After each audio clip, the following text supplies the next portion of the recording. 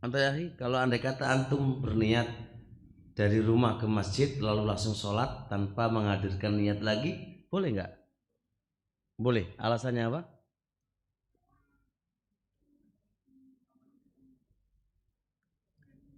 Karena Rasul itu melafadzkan apa? Innamal amalu binniyat. Yang penting ngono niate. Amal tadi kan amal kan sudah ada niat kan? Ya wis, itu aja cukup. Tapi terusnya takbiratul ihram hukumnya apa? Antum? Rukun. Enggak salat.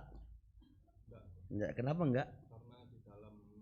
Karena di dalam sholat.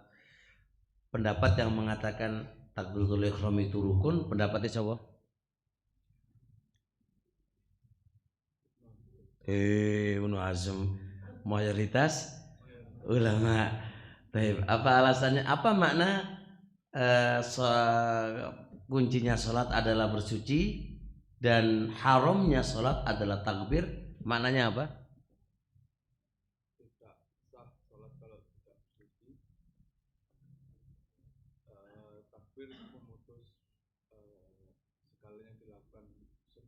Ya, jadi pemutus yang awalnya boleh gitu kan, sebelum takbir, ketika takbir putus, nggak boleh lagi kecuali gerakan-gerakan sholat. Baik, mungkin bapak yang menjawab, Pak.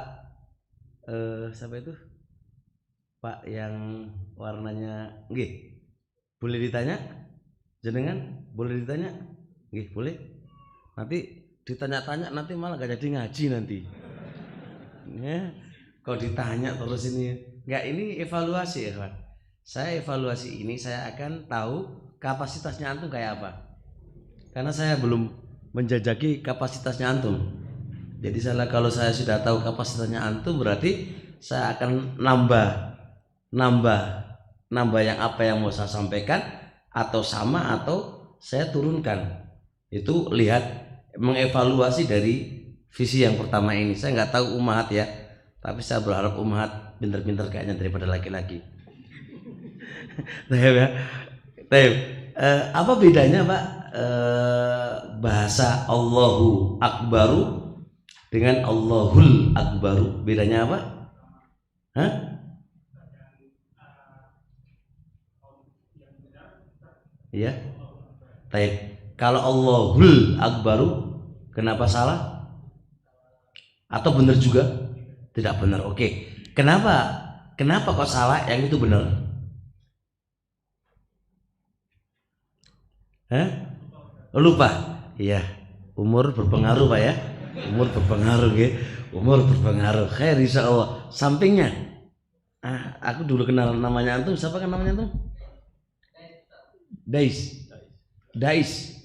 Tapi harus bisa lo ya, karena antum nama antum dikenal sama umat lo ya. Ayo, apa coba? Kalau Allahu umum, kenapa kok umum?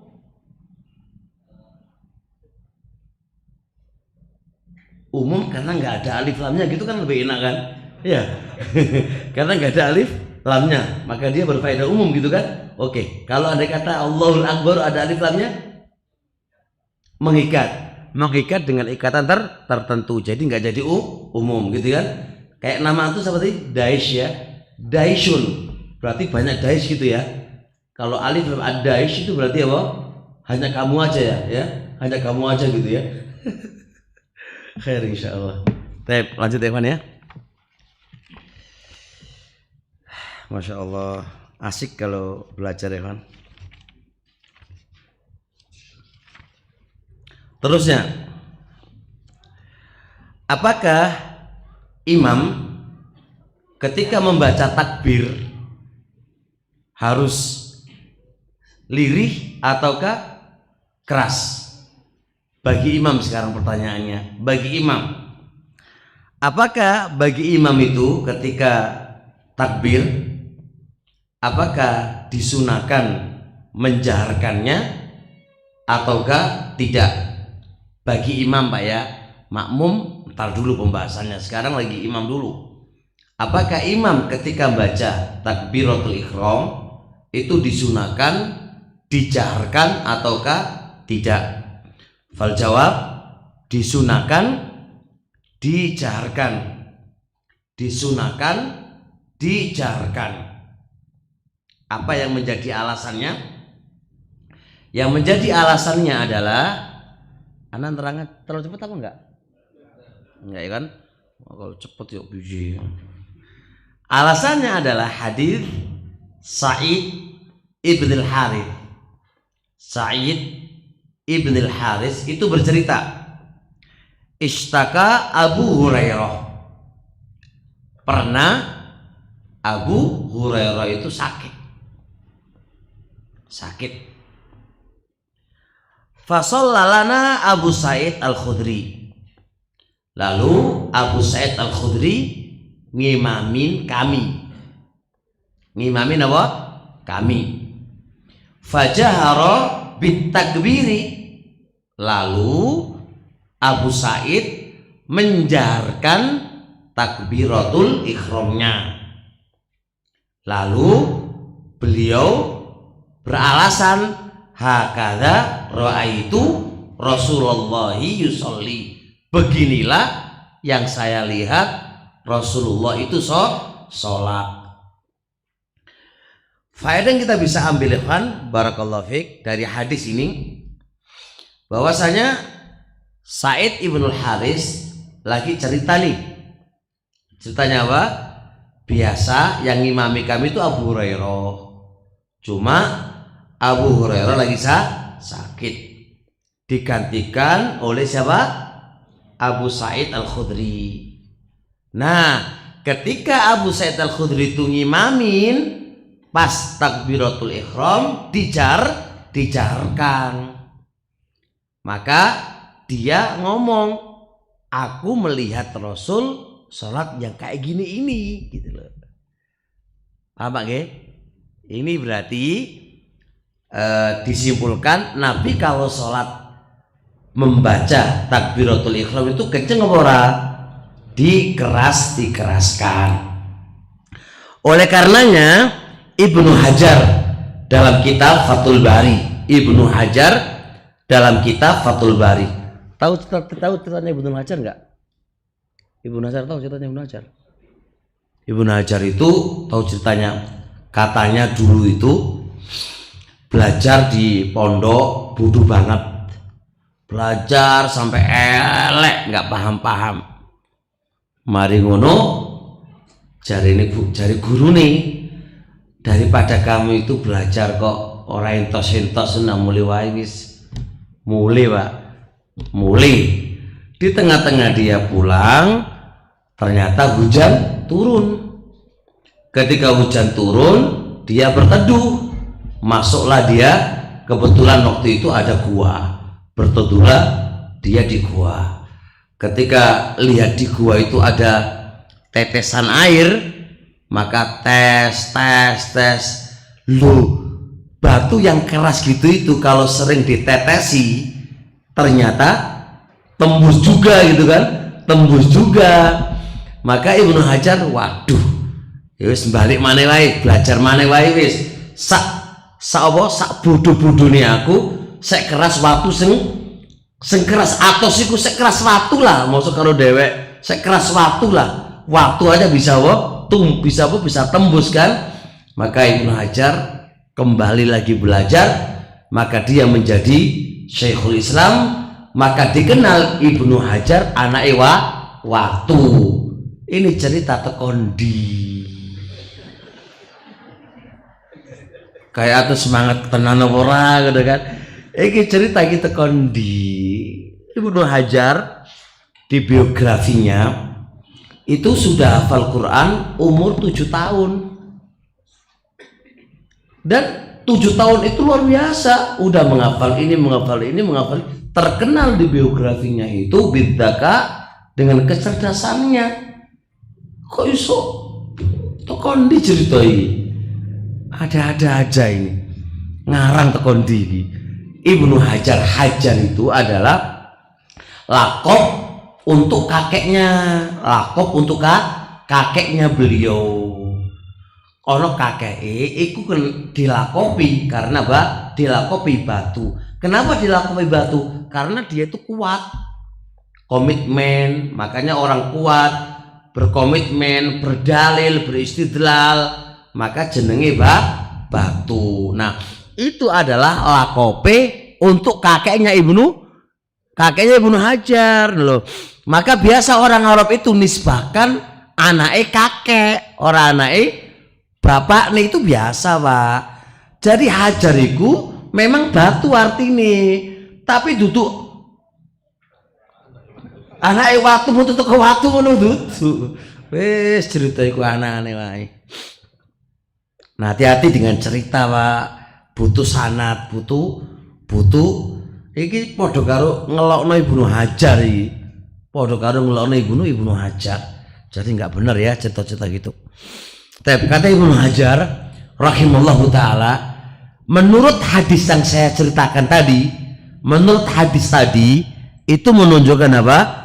Dalilun adalah dalil yustahabbu lil imam, disunahkan bagi imam untuk mengangkat suaranya. Menurut hadis tadi itu kan, hadis yang saya ceritakan tadi, perbuatan Nabi tadi kan, perbuatan Nabi tadi itu adalah dalil bagi imam disunahkan apa? Mengeraskan bacaannya supaya ngerti makmum perpindahan gerakan. Iki imam iki wis takbir apa gurung ya? Kalau enggak ngomong banter terus piye carane? Makmum tidak tahu perpindahan. Jadi kalau ditanya kenapa kok disunahkan imam menjaharkan takbir, dua jawaban, Rasul mengamalkannya. Yang kedua Pak, supaya makmum tahu perpindahannya imam. Terusnya, gimana kalau imamnya itu lagi sakit, gak iso kenceng suaranya lemah karena sakit atau karena yang lain, terus pergi. Apalagi makmumnya banyak banget sampai meludak. Imami kondisi ini lagi sakit, tapi alhamdulillah sekarang kan sudah terbantu dengan apa? Dengan speaker ini kan, jadi gampang lah. Tapi kalau nggak ada speakernya, pas mati pisan speakernya, piye coba? Lagi error speakernya kan, sedangkan imamnya lagi suaranya nggak bisa kenceng. Maka bagaimana? Ibnu Hajar rahimallahu taala mengatakan dalam Fathul Bari, jikalau memang imamnya itu lemah suaranya, maka fasunnatu, maka sunnah ayyajhara al muadzinu aw ghairuhu minal ma'mumin. Muadzinnya itu yang menjaharkan atau selain muadzin boleh. Jadi dibantu sama siapa? Sama muadzin, dibantu sama muadzin atau selain muadzin. Ingat ya, ingat kapan muadzin itu membantu? Kapan Pak? Nah, kalau imamnya lagi nggak bisa mengeraskan. Kalau imamnya sudah mengeraskan, apakah butuh dibantu? Nggak butuh Pak. Karena asal yang mengeraskan takbir itu bukan orang lain, tapi siapa? Imam. Ketika ada masalah di imam, boleh dibantu. Siapa yang membantu awalnya? Ingat loh ya, muadzin dulu. Harus ada manajemennya, muadzin dulu. Karena muadzin disebutkan terlebih dahulu. Karena biasa kan muadzin kan itu punya hak lah. Jangan main serobot-serobot aja kan. Jadi muadzin dulu. Kalau muadzin nggak bisa, pakai orang lain. Nggak apa-apa, dipilih Pak, dipilih. Sebagaimana Abu Bakar radhiyallahu taala anhu melakukan kejadian ini sama Nabi. Kapan itu kasusnya? Kasusnya adalah Nabi itu pernah sakit, lalu menyuruh Abu Bakar menjadi imam. Maka tatkala Abu Bakar itu mulai sholat, Rasul datang. Rasul datang. Ketika Rasul itu datang, Abu Bakar itu mau mundur. Gak boleh sama Nabi. Nabi. Maka Rasulullah SAW duduk di sampingnya Abu Bakar. Pinginnya Abu Bakar itu, ya Allah, aku loh mau sok layak ngimami Nabi, orang pantas. Terus enggak. Tapi Nabi larang. Kesimpulannya adalah Nabi SAW jadi imami, Abu Bakar jadi makmumi, terus makmumi di belakang ngikuti siapa? Abu Bakar. Nah, kesimpulannya Nabi SAW suaranya apa? Lemah, pelan, dibantu sama Abu Bakar. Jadi Allah Bakar kenceng, Allah itu Pak. Jadi dikencengkan sama Abu Bakar. Perbuatan ini nggak diingkari oleh Nabi. Oleh karenanya Ibnu Hajar mengatakan kalau memang tidak mampu imamnya boleh dibantu oleh muadzin. Wa hadza mimma la khilafa fihi. Hal ini tidak ada perselisihan di antara para ulama. Artinya ulama sepakat boleh kalau andai kata membantu imam dalam kondisi imam tidak mampu. Baik, terusnya bagaimana hukum membantu imam dalam kondisi nggak dibutuhkan? Bagaimana hukum membantu imam dalam mengeraskan bacaan takbirnya tapi nggak dibutuhkan? Tidak dibutuhkan loh ya. Kalau dibutuhkan jelas tidak ada perbedaan di antara para ulama. Tapi ketika nggak dibutuhkan, fatwa Syekhul Islam Ibnu Taimiyah rahimahullah taala dalam kitab Majmu' Fatawa. Kata Syekhul Islam, wala raiba anna tabligha li ghairi hajatin bid'ah. Kata Syekhul Islam, tidak ragu lagi membantu imam di dalam takbir tidak dibutuhkan, ingat ya, tidak dibutuhkan, iku hukumi bid'ah. Paham lu ya? Syekhul Islam ditanya, Syekhul Islam mengatakan membantu takbirnya imam pada waktu nggak dibutuhkan, pada saat tidak dibutuhkan, itu hukumnya apa? Bid'ah. Masya Allah, bid'ah. Kenapa kok bid'ah? Kalaulah itu baik, Pak, kalaulah itu baik, Bilal akan selalu apa? Menyambungkan, membantukan. Tapi kenapa nggak dikerjakan Nabi dan para sahabatnya? Itu dikerjakan waktu Nabi sakit oleh Abu Bakar. Kan begitu kan? Itu sisi kenapa Syekhul Islam mengatakan itu bid'ah, karena nggak dibutuhkan lagi gitu loh. Buktinya sebelum Nabi sakit nggak ada membantu, nggak ada. Abu Bilal juga nggak membantu. Ya pokoknya cukup Nabi gitu loh, cukup Nabi. Baik, kesimpulannya begitu. Terusnya,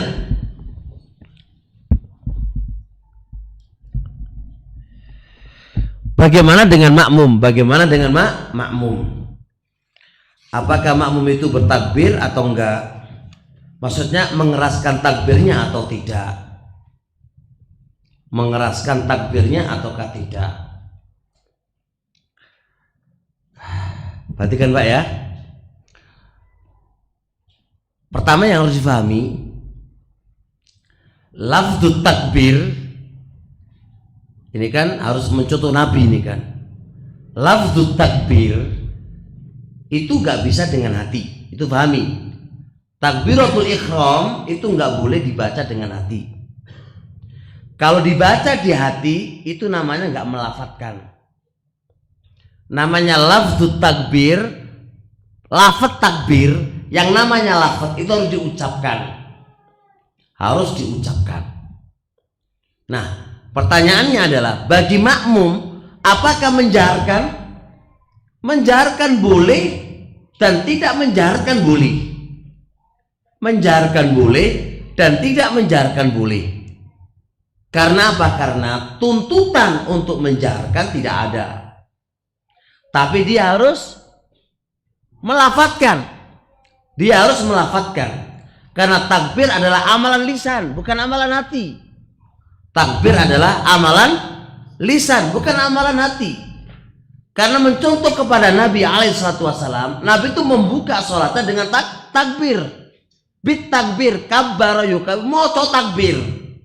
Yang namanya memoco takbir, yang namanya membaca, itu adalah gerakan lisan.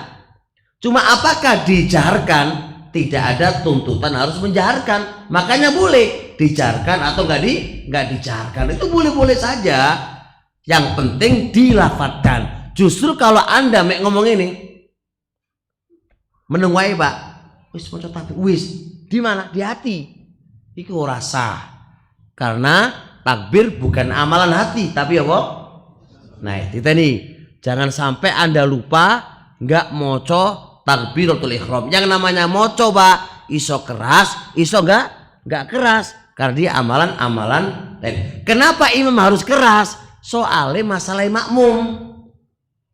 Kalau sampai berbuat lisan, lu piye? Makmum ngerti apa ora? Gak ngerti. Terusnya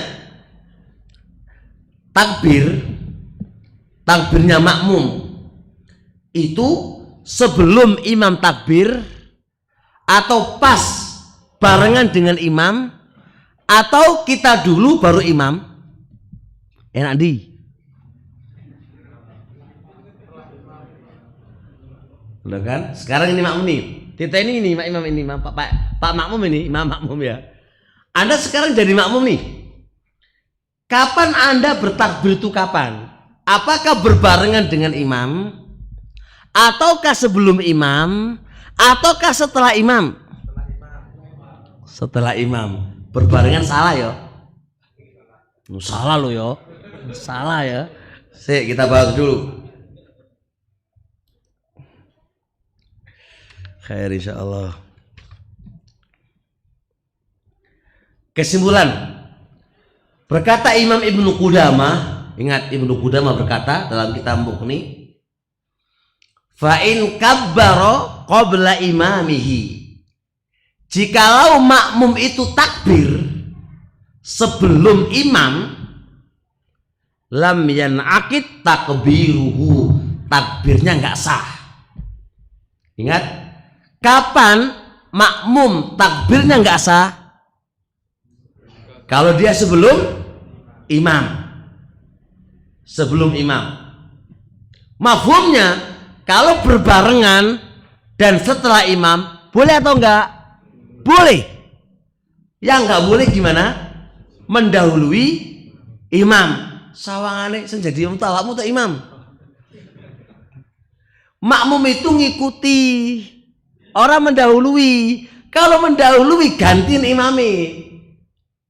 Lucu banget, imamnya di belakang, makmumnya di depan. Makanya kata Ibnu Qudamah, tidak sah takbirnya makmum kalau dia mendahului imam, itu nggak sah.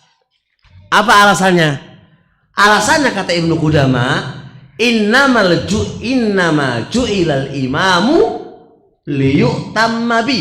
Imam itu dijadikan untuk diikuti. Yang namanya diikuti berarti imame dulu baru makmum. Faida kabbaro fakabiru. Kalau imam telah takbir baru takbir. Berarti kondisinya begini. Kesimpulannya adalah kalau berbarengan dengan imam masih belum dikategorikan mendahului imam, maka itu boleh nggak ada masalah. Tapi afdalnya apa? Imam dulu baru makmum. Karena apa? Karena idza kabbaro. Kalau imam itu telah takbir baru fakabbiru. Tapi bolehnya berbarengan boleh, tidak ada masalah. Yang dilarang adalah apa? Mendahului imam. Bisa dipahami ucapan Imam Qudamah? Baik. Takbir, ada pertanyaan? Ya. Kalau untuk melafazkan takbir itu sebelum gerakan tangan. Nah nanti Pak, pelan-pelan. Sabar dulu. Masih panjang. Sudah? Hah.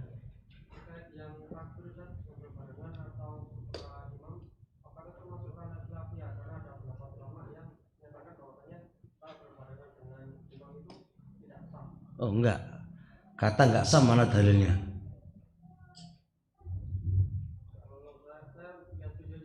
Ya, kata tidak sah yahtaj ila dalil. Karena mafhum yang disampaikan oleh Imam Ibnu Qudamah adalah begitu. Berarti menuntut gerakan makmum kalau berbarengan dengan imam berarti salah semuanya. Yang salah adalah mendahului. Itu konsekuensi. Terkadang imam dengan makmum bisa berbarengan. Itu masih di ranah sah. Tapi kalau mendahului tidak sah. Ini buku-buku yang saya baca referensi banyak banget. Karena pembatalan membutuhkan dalil. Bisa dipahami? Ya. Apa sakit? Ya terus? Ya anu kok susah-susah. Kalau bisu ya ora iso ngomong piye maneh. La yukallifullahu nafsan illa wus'aha. Fattaqullaha mastata'tum. Agama gampang. Inna dina yusrun wa la yusyadatina illa ghalaba. Kaidah usul fikih ada. Fattaqullaha ma amartukum fa'tu mastata'tum. Jelas? Nah kok bingung-bingung. Mau satu paksa harus ngomong. Lah bisu lho piye? Mek ngomong piye? Lah ya kalau sakit gak ada masalah. Gugur kalau tidak mampu. Berarti berlaku juga untuk orang yang cedera atau apa yang tidak bisa melakukan secara sempurna. Oh iya Pak. Itu kaidah dipakai dalam semua keadaan. Apa aja. Kalau Anda gak mampu gugur. Apa aja. Kaidah jelas. Ma amartukum minhu fa'tu. Ma amartukum apa aja yang saya perintahkan, fa'tu minhu mas, lakukan sesuai dengan kemampuan kamu. Yang salah itu begini, dia nggak mampu sholat dengan berdiri. Daripada gak iso berdiri, wes gak usah sholat. Itu salah ya kan? Yang gugur adalah berdirinya. Tapi mampunya sholat tetap mampu. Kok iso nggak sholat? Itu lucu. Anda itu nggak mampu sholat atau nggak mau berdiri. Yang gugur berdirinya bukan sholatnya. Deal? Baik, maksud ya. Permasalah kalau tuh nanya banyak.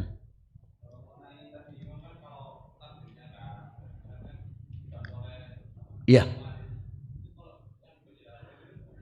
Hujah qaulu Rasul. Gitu aja, nggak usah jauh-jauh, nggak usah pikir yang aneh. saya tadi sudah ada, cuma nggak saya sampaikan. Itu yang nanya. Jadi kita prinsip kita, bagaimana yang ada di Masjidil Haram kan? Pertanyaannya kita nggak usah bahas itu. Rasul nggak melakukannya. Syekhul Islam mengatakan begitu. Cukup toh? Jangan berkaca ke orang. Masalahnya panjang. Sudah jelas? Dilopora. Pertanyaan sekarang, salah atau benar? Salah atau benar? Lu kok gak berani? Ya salah, selesai sudah. Kenapa gak berani menyalahkan? Ya jelas. Syekh Islam bilang begitu. Kan ada yang mengatakan, ojo ngomong hijrah, salah gitu kan. Atau kata sunnah, mobil sunnah, sepak bola sunnah, kedai sunnah, itu salah kabeh itu. Nah tadi sudah saya bincang santai lah, kayak gitu harus kita belajar. Orang kok anggar menyalahkan. Kayak istilah subuh berkah, bukan Jumat berkah, itu oleh opora, ya kan? Ada bilang bid'ah, ada bilang boleh. Kita bahas ilmiahnya, kaidahnya gimana? Ada kaidahnya, ada ilmiahnya. Ternyata tidak ada masalah gitu loh Pak. Jadi itu dulu dipelajari secara kaidah. Nah kalau kita nggak ngerti sisi pendalilannya, khawatire nyalano wong, gitu loh, nyalano wong. Kayak masalah boleh nggak wanita safar tanpa mahram? Gak oleh kan? Ora oleh. Ada ulama yang membolehkan, tapi dengan syarat aman. Keadaan tertentu terkadang boleh. Wanita itu kan ada rinciannya, ada kaidahnya yang harus kita rinci. Saya nulis buku, boleh nggak wanita safar? Ada ilmiahnya. Satu saat lagi, orang oleh minta ruqyah itu batil kan? Saya nulis buku, salahkah aku minta ruqyah? Ternyata boleh, nggak ada masalah. Jadi dibahas secara buku referensi yang banyak, ditelaah bukunya. Jangan main satu hadis, wala yastarqun kau oleh minta ruqyah. Itu bukan bentuk pengharuman, itu menjelaskan keutamaan gitu loh. Jadi menjelaskan tentang keutamaan bukan berarti kalau dilakukan gak oleh, tetap oleh, cuma tidak mendapatkan keutamaan itu gitu loh Pak. Jadi cara main itu harus ada, dan semuanya ada ilmu dan ada kaidah-kaidahnya gitu loh. Baik, terusnya hadis yang kedua. Kita lihat hadis Abdullah ibnu Umar lagi. Rawahu Muslim. Rakam hadis 390. Kita lihat, kana Rasulullah, adalah Rasulullah. Idza qama ila sholati, apabila Rasulullah hendak sholat, ingat hendak sholat tadi kan, rafa yadai, Rasulullah mengangkat kedua tangannya. Ingat, mengangkat kedua tangannya. Tsumma kabbaro, pakai tsumma, kemudian takbir. Lihat Pak, pakai tsumma. Di kaidah nahwu, tsumma itu tertib ma'a jeda, ma'a waktu, ada jedanya Pak. Beda dengan fa. Kalau fa itu tertib nggak ada jeda. Ini pakai tsumma. Berarti antara takbir dengan mengangkat tangan itu ada jeda. Mana dulu? Ngangkat tangan dulu. Angkat tangan dulu Pak. Nah, ono jeda. Setelah selesai mengangkat tangan, ono jeda. Jedai baru Allahu Akbar. Guys, boleh ngangkat tangan dulu baru takbir. Hadisnya sapa? Abdullah, rawahu sapa? Muslim. Yes, ono hadisnya lo ya, ono hadisnya. Oh, salah lo, ono hadisnya lo ya. Terusnya, cara ketiga, kita lihat hadis Malik ibnul Huwairits. Hadis Malik ibnul Huwairits, rawahu Muslim. Rawahu Muslim, rakam hadis 391. Kata Malik ibnul Huwairits, kana Rasulullah, adalah Rasulullah. Kana Rasulullah, adalah Rasulullah. Idza kabbara, apabila dia bertakbir. Dia bertakbir, maka rafa'a yadai. Lihat, apabila Rasulullah telah takbir, maka Rasulullah apa itu? Mengangkat kedua tangannya. Berarti apa ini? Takbir dulu baru mengangkat tangan. Takbir dulu baru apa? Mengangkat tangan. Bisa dipahami? Idan tiga cara ini datang dari Nabi alaihi salatu wassalam. Permasalahan begini sekarang. Apakah kita di dalam menjalankan tiga cara ini, kita jalankannya secara gantian atau megang satu aja? Hah? Maksudnya sekali-kali gue piye? Gantian tau maksudnya sampean niku. Ngono bahasane susah banget. Gantian gitu ya. Gantian ya. Tep gantian. Tak kasih tahu, Pak. Ini namanya di dalam ilmu usul fikih namanya ikhtilafut tanawwu. Perbedaan macam tapi sama-sama ada dalilnya. Sama-sama ada dalilnya. Ini namanya apa? Ikhtilafut tanawu'i. Perbedaan macam sama-sama ada dalilnya. Nah, selama itu ada dalilnya, maka pendapat yang paling kuat itu harus apa? Mengamalkan secara bergantian. Kenapa ini pendapat yang paling kuat? Pertama, satu kata Syekh Ibnu Utsaimin dalam kitab Syarhul Mumti'. Kalau kita amalkan saling bergantian, berarti Anda mengamalkan sunnahnya Nabi. Kalau antum komitmen konsisten siji tok, berarti Anda nggak bisa mengamalkan dua yang lain. Padahal itu juga perbuatan Nabi. Yang kedua, maka sunnahnya Nabi tetap terjaga, nggak hilang. Kalau antum mengamalkan satu tok, yang dua pasti hilang. Yang nomor tiga itu butuh apa itu? Variasi. Kalau satu tok membuat bosan, bosan. Kalau bergantian maka tidak membuat bosan. 3 fawaid tadi, 3 poin tadi menjadikan bahwasanya apa itu? Bergantian di dalam menjalankan khilafut tanawu, perbedaan macam yang ada hadisnya Nabi, itu menuntut dialah pendapat yang paling kuat. Bisa dipahami enggak? 3 fungsi. Apa tadi? Mengamalkan sunahnya Nabi semuanya. Yang kedua, sunahnya Nabi akan terjaga nggak hilang. Yang nomor 3 apa? Tidak jenuh, tidak bosan. Kecuali istri 1. Nggak boleh bosan. Nggak boleh bosan ya. Karena nggak boleh nambah kan. Jadi harus 1. Kalau 1 berarti nggak boleh bosan. Sabaro. Dengan yang 1 itu nikmati. Dan berdoa kepada Allah nggak boleh bosan. Makanya di dalam apa? Kita punya buku pembahasan 35 kaidah di dalam rumah tangga sukses dan bahagia adalah istri harus pinter-pinter memberikan apa? Variasi sendiri. Karena dia kan istrinya 1 tuh, 1 tok dia.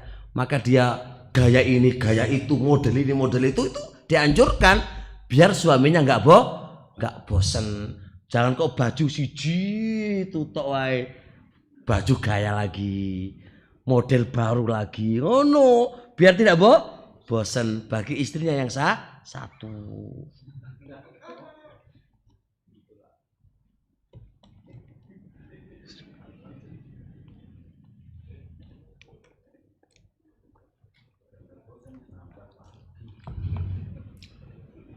Jelas ya insya Allah. Oh, cok nambah ngono Pak. Enggak, aku kan membahas tentang tanawu tadi kan. Nah, ikhtilafut tanawu. Pembahasan ikhtilafut tanawu nanti antum malah waduh. Karena laki-laki biasanya pikirannya aneh-aneh gitu loh. Nah, jadi waduh Ustadz bikin bosen, berarti aku tak ganti mana ngono toh. Nah, untuk pernikahan, untuk nikah, untuk istirahat tuh jangan gitu, beda babnya loh ya. Beda babnya. Iya, macem-macem. Lebih dari 1. Tapi lebih daripada diikat ono dalil lo ya. Ono dalili. Baik, terus. Dil ya. Ummahat bisa difahami enggak? Hah? Apa katanya? Bisa ya? Bisa.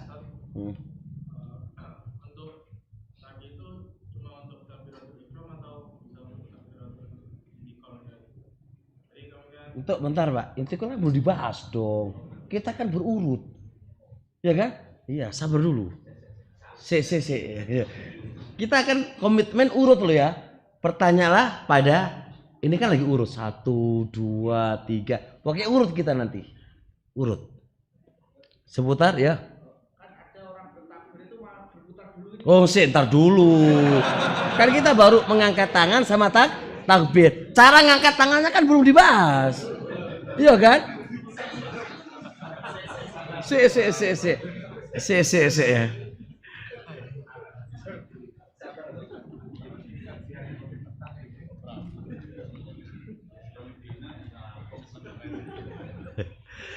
Kata Bapak Rohudin. Nah, makanya aku tanya panitia, ini kajian sementing paham atau cepet?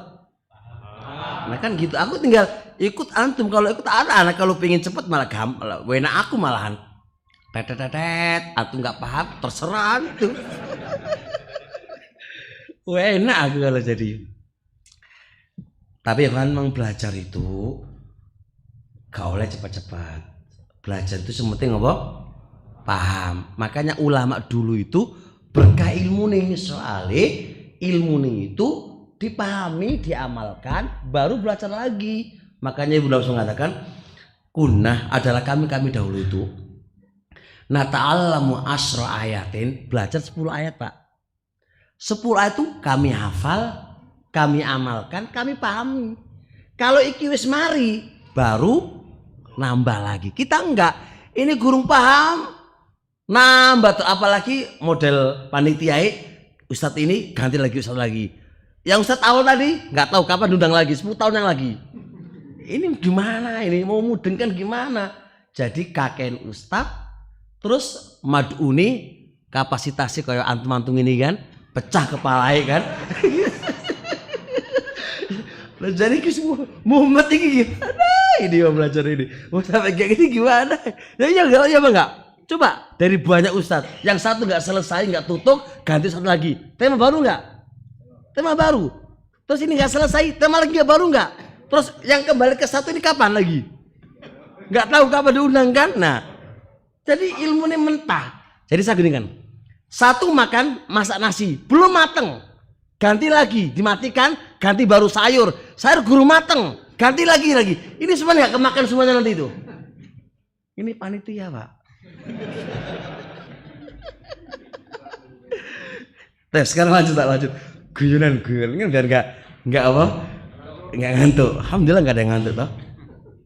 Sekarang kita belajar cara mengangkat tangan. Ini Pak, sekarang kita mulai cara mengangkat tangan. Mengangkat tangan, cara pertama lihat mamdudatal asobi, jari-jarinya memanjang. Nggak boleh yufarriju baina begini, nggak boleh. Wala yadhummuha, dan nggak boleh begini. Gini nggak boleh. Nggak boleh digenggam. Allah. Ini petukaran ini. Ini ya. Nggak boleh digenggam. Genggam Bu ya. Genggam. Nggak boleh jarinya itu direnggangkan. Berarti dipanjangkan sambil dirapatkan, dipanjangkan jarinya sambil nah nanti di mana diletakkan sih nanti dulu. Kita baru jarinya dulu kita bahas. Jarinya kita bahas dulu Pak. Jarinya kita bahas dulu. Jarinya ini memanjang plus dirapatkan. Jarinya nggak digenggam dan tidak direnggangkan.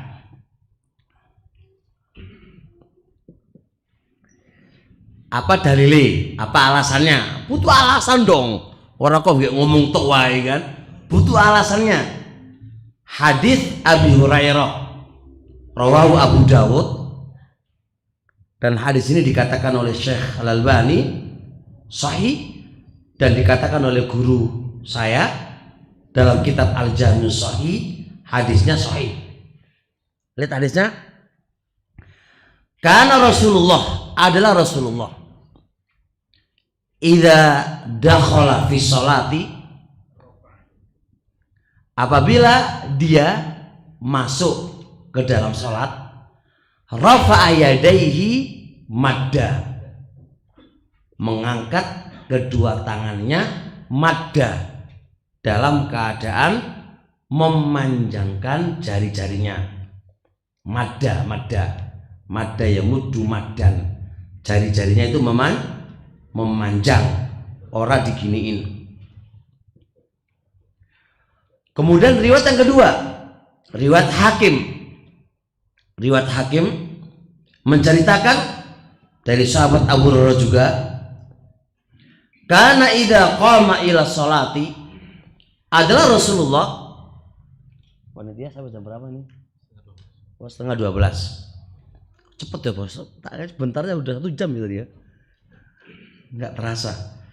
Karena Rasulullah idza qama ila sholati, apabila Rasulullah itu bangun untuk sholat, qala hakadha, Rasulullah menggerakkan jari-jarinya. Bagaimana menggerakkan jari-jarinya? Dijelaskan oleh Abu Amir, jari-jari itu walam yufarrij baina asabihi, tidak merenggangkan jari-jarinya, walam yadhummah, dan tidak mengepalnya. Dari dua hadis ini bisa disimpulkan berarti jari-jarinya ketika mengangkat tangan itu memanjang, lagi dirapatkan, tidak direnggangkan jari-jarinya, dan tidak dipendekkan. Pendekkan itu maksudnya oh menurutku pendekkan. Tidak gegem ya, tidak ngepel, dipendekkan kok ya, tidak dikepal ya, tidak dikepal. Tapi perhatikan, saya katakan ini hukum hanya sunnah. Ini hukum adalah sunnah. Jadi kalau anak tuh begini, Allah, paham? Batal apa salate? Gak batal. Kenapa? Karena ini sunnah. Kok bisa Anda katakan sunnah? Karena kaidah usul fikih, semua perbuatan Nabi, kaidah asli itu apa hukumnya? Sunnah. Paham ya? Semua perbuatan Nabi, kaidah asli hukumnya apa? Sunnah. Kalau hukumnya sunnah berarti siapa yang mengamalkan dapat pahala, dan siapa yang tidak mengamalkannya berarti apa? Tidak berdosa. Tapi nggak boleh sembrono. Nanti kita akan bahas nanti maghrib dahsyatnya apa? Amalan sunnah. Jadi biar nggak sembrono, sunnah tok wae ora ono masalah. Wah, itu ono pembahasannya khusus sih Bu. Di sini nggak apa-apa, nggak ana sebutin loh ya. Nanti malam baru kita sebutin dahsyatnya apa amalan sunnah. Jelas insya Allah. Dilawar apa nggak lagi? Dosa nggak tadi? Kalau nggak gitu, nggak dosa. Terus kalau Anda kata teman antum gitu caranya gimana antum? Oh iman ngono ya iya ya. Iman. Sampaikan Mas, salatku aja koyo ngono. Lho apa ora dosa wae kok ngono kan? Kandhani iman. Ada wanita, satu cantik ngaji, dua nggak cantik ngaji. Iman apa? Ambil yang mana ini? Dua-duanya. Walau dua-duanya. Laki-laki nih, dua-duanya. Artinya jangan ngono lah. Milih kan yang iman kan, yang cantik diambil kan. Soalnya iman. Kan ngono toh. Ya sunah ya koyo ngono lah, iman gak sampean lakukan itu iman. Ngono loh. Ya. Sebentar Pak, mengangkat tangan mau saya bahas. Karena hukum mengangkat tangan itu hukum sunnah juga. Nanti akan saya akan bahas. Enggak mengangkat tangan juga nggak apa-apa. Begini. Langsung begini Pak. Allahu Akbar. Oh, dosa apa? Orang dosa. Karena mengangkat tangan hukumnya sunnah. Anda belum bahas ini soalnya nanti di belakangan ada. Terus. Masya Allah.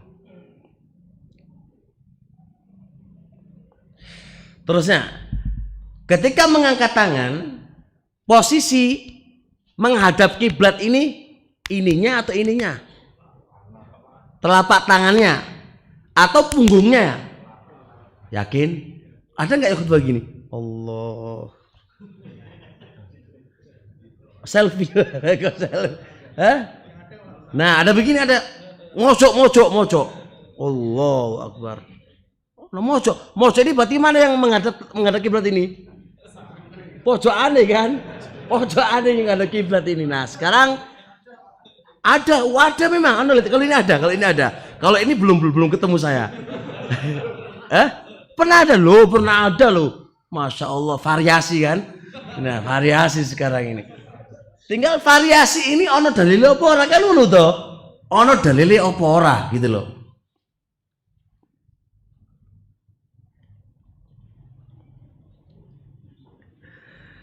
Masya Allah, Masya Allah. Taib. Sekarang dibalas dulu Pak. Minum kopi dulu lah.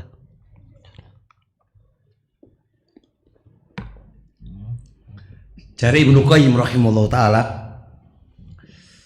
kata Imam Ibnu Qayyim dalam kitab Zadul Ma'ad, Imam Ibnu Qayyim dalam kitab apa?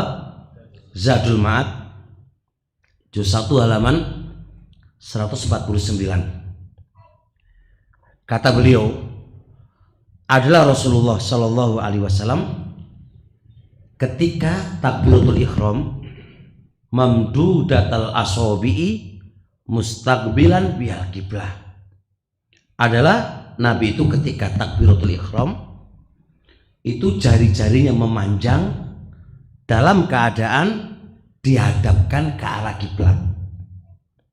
Berarti kan penjelasan Ibnu Qayyim rahimahullah taala berarti menunjukkan bahwasanya apa? Dihadapkan ke arah kiblat.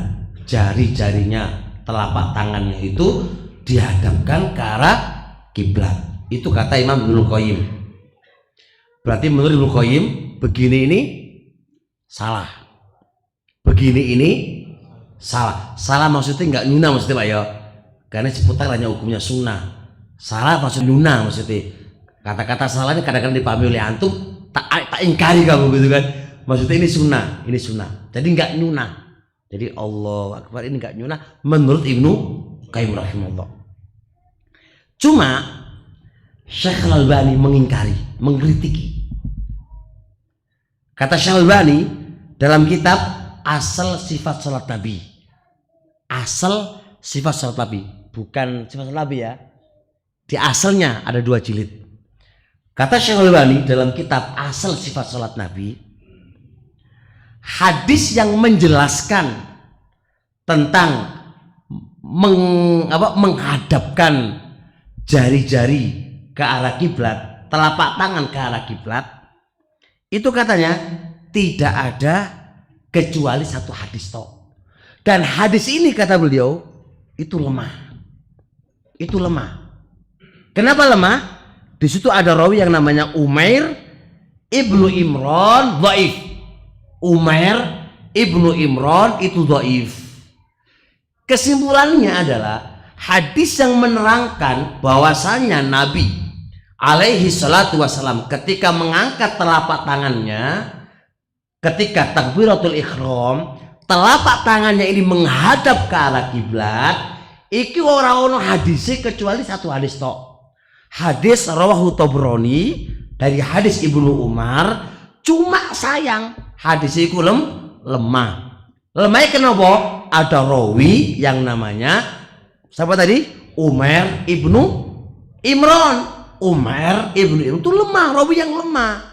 Berarti secara kesimpulannya ora ono dalil yang menjelaskan tentang sunahnya telapak tangan itu apa? Menghadap ke arah kiblat. Ora ono dalili. Terus piye saya? Butuh kesimpulan nggak antum? Apa kesimpulannya kan? Nah, butuh kan? Ya wis. Kesimpulannya begini. Ini boleh antum terima, boleh antum tidak. Kesimpulannya begini. Saya juga berusaha mencari adilah-adilah yang lain untuk menguatkan bahwasanya mengangkat tangan itu telapak tangannya menghadap ke arah kiblat. Tapi ana juga nggak mendapatkannya. Tapi di fikih-fikih itu baik Hanabilah, semuanya di fikih-fikih itu mereka semuanya ngomong kalau mengangkat tangan itu telapak tangannya itu dihadapkan ke arah kiblat, Pak. Itu fuqaha. Saya belum tahu satupun fuqaha yang ngomong mancing ora ono, Pak. Ini ya ora ketemu, Pak. Karena saya nggak ketemu itu, sedangkan dalilnya itu lemah kan gitu kan, maka kita mengamalkan amalannya fuqaha. Gitu aja. Tapi kita nggak boleh menyimpang dari fuqaha. Kok iso? Nanti kena kaidah. Dari Imam Ahmad, iyyaka antatakallama wa laysa laka salaf. Hati-hati ente berbuat sesuatu, berkata sesuatu, ente nggak punya salafnya. Kecuali ada ulama yang ngomong ngene ora apa-apa, menceng ora apa-apa. Ulama lo yo dari mutaqaddimin nggak apa-apa. Berarti semuanya boleh. Karena no ulamae. Kalau andai kata ada ulama yang ngomong ngene oleh, punggungnya sampean itu yang menghadap kiblat. Ono ulama yang ngomong oleh dari kalangan mutaqaddimin gak apa-apa. Karena dalil gak ada gitu kan. Kalau dalil gak ada dan ada ulamanya masing-masing gak apa-apa. Berarti kita katakan mereka apa? Amalan itu semuanya boleh. Karena ono ulamanya, sedangkan dalil tidak ada. Paham nggak? Tapi masalahnya kita nggak punya dalil yang menjadi acuan. Tapi fuqaha itu menyebutkannya hanya satu kaul toh, yaitu apa? Ini apa? Telapak tangannya yang menghadap ke arah kiblat. Maka Anda hati-hati, jangan menyelisih mereka. Kalau Anda menyelisih mereka, berarti Anda membuat pendapat baru yang nggak ada sebelumnya. Lo siapa kalau bikin yang baru-baru itu? Kena di ilmu usul, Pak. Kena di ilmu usul. Berarti Anda membuat perbedaan baru, membuat kaul yang baru yang tidak ada sebelumnya. Berarti kondisi ente itu, masya Allah, mustahid gitu kan? Mustahid. Yang mereka nggak pernah ngomong, ente yang ngomong. Waduh, antum mata-mata banget ya gitu itu. Jadi sudahlah, amalkan aja yang mereka yang laku. Lebih aman. Nggak usah yang aneh-aneh. Allahu Akbar. Miring ono semiring ora? Ya wis, deal insyaallah. Jelas ya? Baik. Jadi kalau kesimpulan sampean Pak, kalau ada yang begini, Allah, apa sikap Anda? Kalau sudah berarti sampean paham pelajaran kuno. Oh, gak usah mengingkari. Berarti oleh ngono.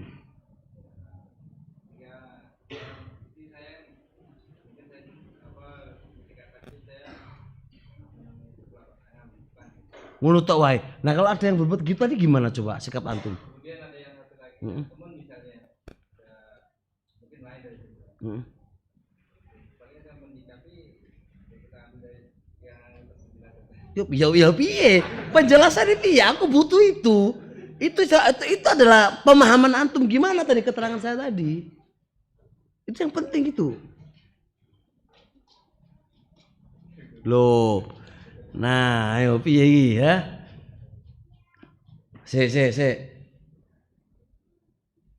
Pak, yang pakai kacamata itu. Ah, Pak, boleh aku nanya? Boleh ya? Baik. Sekarang jenengan sholat nanti nih, sholat. Terus ada yang model gini, Pak, Allah, gimana? Bapak mau gimana dengar dia? Hah? Oh, belakang dada, berarti terserah lo gitu ya? Ya Pak? Oh, berarti belum di titik yang saya terangkan tadi. Ayo, belum masuk di titik yang saya inginkan tadi. Antum Mas? Iya. Terus? Iya.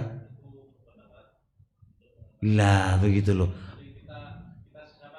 Oh, siapa kita? Jadi jangan lapang dada, Pak. Kalau lapang dada itu ono ulamae. Lah ono ulamae kok Anda berbuat begitu pripun? Jadi paling gini, Mas. Antum takbir kok menceng lu kira-kira ono dalile enggak, Mas? Ngono, Pak, capane pertama dalile apa? Ya aku orang itu dalile. Satu, lo kok jenengan kan amalkan gitu kan dalile. Kedua, oke, ono ulama enggak, Pak? Ya ora ono. Terus piye? Ya aku sedia dhewe wae. Nah, san masuk. Ya sampeyan aja sedia dhewe lho, Mas. Awakmu ku sapa? Kok bersedia dhewe ku sapa? Ya paling tidak walaupun hadisnya lemah, kita ihalakan, kita sandarkan ke ulama.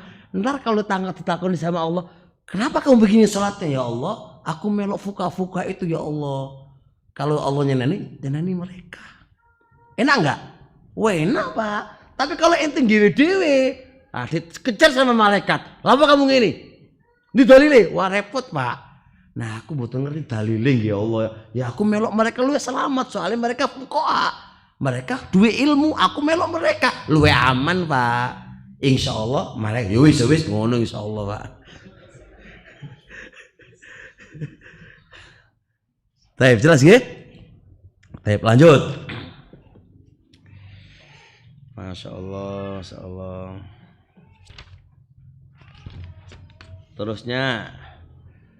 Terus ketika kita mengangkat telapak tangan, apakah disyariatkan harus menyentuh sini daun telinga? Karena nyentuh gini. Ini senyentuh gini Pak ya. Ini nyentuh gini sih. Jadi dipasno sih. Dua ini apa? Dua jempol itu apakah harus disentuhkan oleh mana ini? Daun telinganya. Ini sering lihat apa enggak? Lihat apa enggak? Lihat. Harus nyentuh. Ini. Apakah memang ono sunah ngono apa rai? Wis, deal. Syekh Al-Albani mengatakan dalam kitab Talkhis Sifat Salat Nabi. Talkhis berarti ada asal salat Nabi, ada sifat salat Nabi, ada talkhis sifat salat Nabi. Ada 3 buku ya. Kata Syekh Al-Albani mengatakan, wa amma massu suhmatail udhunaini bi ibhamaini, adapun menyentuh daun telinga dengan jari jempol, fala asla lahu fis sunnah. Ora ono dalili. Bal huwa indi, bahkan menurutku itu termasuk dawail waswasa, dorongan was-was. Bahkan menurutku yang melakukan itu adalah supaya tidak was-was. Tapi ora ono dalili. Nah, kalau ora ono dalili berarti apa? Tidak harus dan tidak sunnah harus menyentuh 2 daun telinganya. Bisa dipahami nggak itu? Terusnya,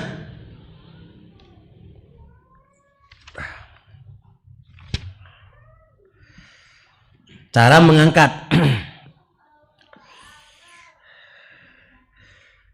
mengangkat kedua tangan. Ini sejajar apa ini? Sejajar dengan pundak atau sejajar dengan 2 telinga? Dua-duanya boleh. Jari ini sejajar dengan pundak ataukah sejajar dengan 2 telinga? Keduanya boleh, tidak ada masalah. Tapi pertanyaannya, bagaimana sejajar dengan 2 telinga? Sejajar loh ya. Gimana sejajar? Apakah begini? Disejajarkan begini. Atau yang namanya sejajar itu agak ke sini, sejajar dengan telinga. Ini kadang-kadang orang-orang itu aneh. Allah. Kenapa begini? Ini sejajar dengan telinga Ustaz. Maksudnya dipasno, telinga nengguri, tangannya nenggarap. Atau yang namanya sejajar itu apa? Pinggirnya telinga gitu kan. Sampingnya telinga. Apa mana sejajar? Hah? Samping atau depan nih? Samping apa depan nih? Samping ya. Iya. Sejajar adalah samping. Namanya sejajar garepe wis piye naon. Sejajar itu di samping. Berarti tingginya jari ini apa? Sejajarkan dengan apa? Telinga. Nah, sejajar ini apakah harus benar-benar sejajar? Enggak. Ya, diperkirakan aja. Fattaqullaha mastata'tum.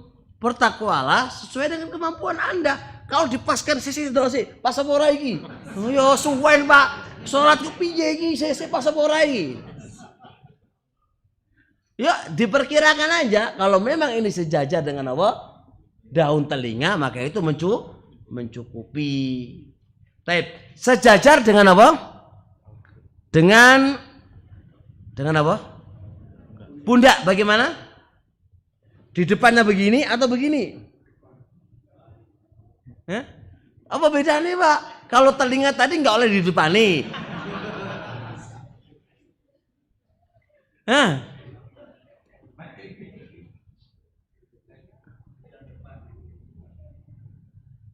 Apa Pak? Depannya begini. Ini sejarah apa ini? Mana pundak itu? Nah, pundak ini atau ini dada?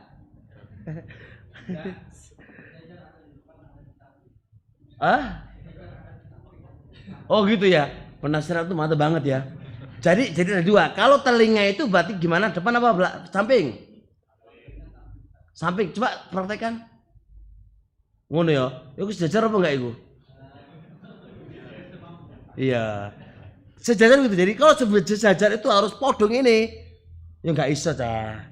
Ya paling enggak sejajar itu paling enggak apa? Di sampingnya pas, depannya atau pas. Itu termasuk sejajar. Enggak mesti sejajar itu harus podok. Waduh aku kuat iki. Pernah bisa iki. Ngene wis piye salate? Ya bisa di depannya dikit lah namanya sejajar. Ya kan? Tapi agak tinggi dikit. Karena jajar dengan apa? Dengan nah. Ada yang mengatakan sejajar itu adalah kayak ini apa namanya? Mudah. Jadi gini Wan. Kesimpulannya daripada muter-muter gitu kan. Kata sejajar itu adalah lihat tingginya tangan. Bisa di depan dan bisa di sampingnya. Sejajar dengan telinga adalah tingginya jari. Itu sejajar dengan apa? Telinga. Bisa dipahami? Dan gak mungkin sejajar di belakangnya orang iso. Bisa tangannya di depannya, tapi tingginya jari sejajar dengan telinga. Dan sejajar dengan apa ini? Pundak bisa di depannya, tapi tingginya sejajar dengan apa? Dengan pundak. Itu kesimpulannya. Jadi jangan dipahami berarti kalau sejajar harus begini. Orang iso Pak. Bisa sejajar. Orang ono ini gimana? Orang ono. Bisa ini atau ngek ini iki atau dengan prinsip harus apa podong enggak kata begini pun enggak ada masalah tapi ini apa sejajar dengan ini di depannya dada antum tapi tingginya apa sejajar dengan apa dengan pundak kalau sejajar dengan telinga tinggikan lagi sejajar dengan telinga di atas pundak di atasnya pundak sejajar dengan apa telinga itu maksudnya orang kan Allah ini kisah sejarah apa ini? Hah? Ya. Paham? Jadi kata sejajar adalah tingginya sejajar dengan pundak dan sejajar dengan apa? Dengan telinga. Bukan berarti tangannya harus sejajar pas, nggak boleh ke depan dan nggak boleh ke belakang. Itu masyaqqah, berat banget, taklif yang kayaknya berat bagi seorang hamba. Dan itu yang saya pahami dari kitab-kitabnya para ulama dan praktek-prakteknya para masyayikh-masyayikh yang kita lihat. Adapun hadis yang menjelaskan tentang sejajar dengan dua telinganya adalah hadis Malik ibn al-Huwairith. Karena idza kabbara rafa'a yadai, Rasul itu kalau takbir mengangkat kedua tangannya hatta yuhadhiya bihima udunai, sehingga Nabi menjajarkan dua tangannya dengan dua telinganya, mensejajarkan. Jadi sejajar tingginya antara tangannya dengan dua telinganya. Kemudian hadis yang lain, naam hadat ibhamahu suhmata udunai, sampai akhirnya kesimpulannya adalah masing-masing ada dalilnya. Taib. Sedikit lagi, apakah pengangkatan tadi baik sejajar dengan telinga dan sejajar dengan pundak khusus untuk laki-laki saja dan perempuan tidak? Karena mazhab Syafi'iyah itu nggak boleh dibuka Pak. Mazhab Syafi'iyah itu nggak boleh dibuka dadanya wanita. Jadi begini. Jadi dikempit dadanya itu. Adapun yang Nabi lakukan dengan membuka dadanya, yang itu apa? Yang itu sampai sejajar dengan telinga dan sejajar dengan apa? Itu kan dibuka itu. Itu adalah khusus untuk laki-laki. Adapun untuk perempuan itu tidak boleh semisal itu. Nah, pernyataan Syafi'iyah semisal itu nggak ada dalilnya, sehingga Syekh Al-Albani dan juga ulama-ulama yang lain mengatakan tidak ada dalil pentaksisan, nggak ada dalil. Jadi semua hukum yang untuk laki-laki juga hukum untuk perempuan. Kaidahnya an-nisa'u syaqaiqur rijal.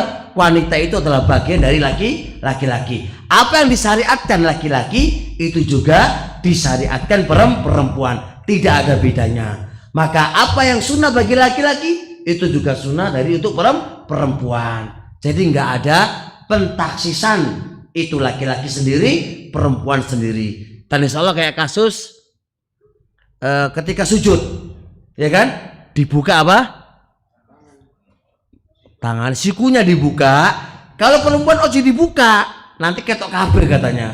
Artinya sifat wanita itu tertutup. Kalau aku buka gininya, berarti buka bagian terbuka pun ada bajunya, kan nggak ada masalah kan, itu kan.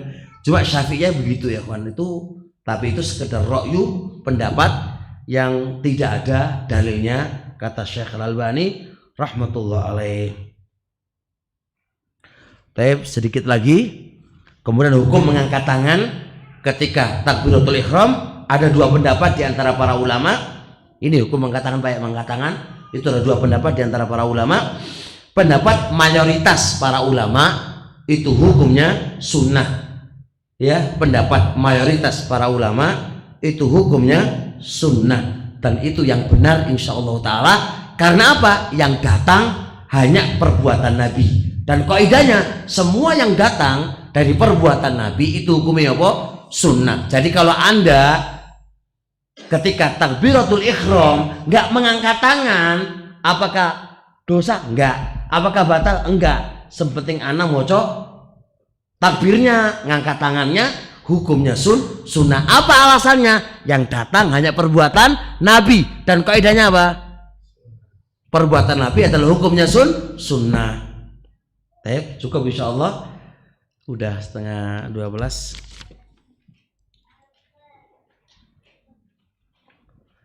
Apa hukum merubah niat di tengah sholat? Niat sholat duhur namun terlalu. Bagaimana dengan niat mufaraqah di sholat fardu? Ini dibahas insyaallah nanti sebelum taklim ya, setelah asar insyaallah. Sampai di sini kita akan bertemu lagi. Kapan nanti ini? Setelah asar insyaallah. Subhanakallahumma hamdik, asyhadu an la ilaha illa anta, astaghfiruka wa atubu ilaik.